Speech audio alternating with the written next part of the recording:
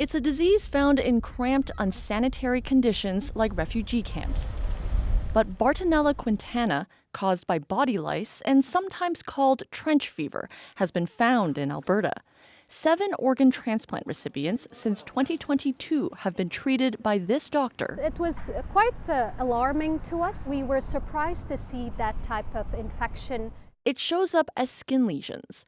The disease came from their organ donors, all of whom were experiencing homelessness and had been infected. So this is new. If it's been described extremely rarely, maybe once before.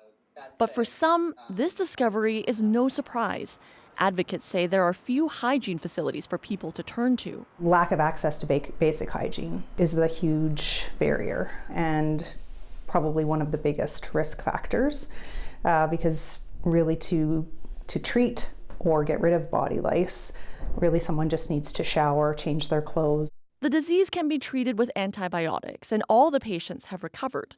Still, this expert says more information about donors is needed. We don't intend for these cases to limit organ transplantation. What we hope is that donors who have risk factors for Bartonella Quintana are recognized early so that people might know that the recipients may be at increased risk. Especially because doctors believe this could become more common. We're seeing a lot of more donors that die from overdose. And these individuals, because of their addiction, sometimes these individuals are unhoused or they don't have stable housing. So they are at more risk of getting infected.